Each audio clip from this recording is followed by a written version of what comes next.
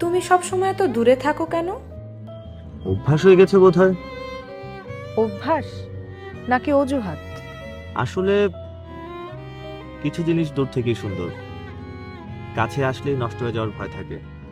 মানুষ কি নষ্ট হয়? না, মানুষ না, কিন্তু সম্পর্ক নষ্ট হয়ে যায়। আর সম্পর্ক যদি একবার নষ্ট হয় তাহলে আগের মতো আর কিছুই থাকে না। তুমি খুব সাবধানে কথা বলো, তাই না? আসলে একবার দূরত্ব ঢুকে গেলে কাছের মানুষও পর হয়ে যায়। তাহলে তুমি কাছাকাছি আসো না কেন?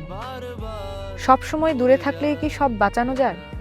সব না, কিন্তু কিছু হারানো দেরি করা যায়।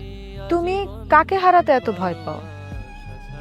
যাকে হারাতে পারবো না তাকেই দূরে রাখি। কিন্তু দূরে থেকেও যদি হারিয়ে ফেলো? তখন অন্তত এইটুকু বলতে পারবো, চেষ্টা করার জন্য নয়, বরং ভয় পেয়েছিলাম বলে। ভয় না পেলে? তাহলে হয়তো আজ এত সাবধানে কথা বলতে হতো না।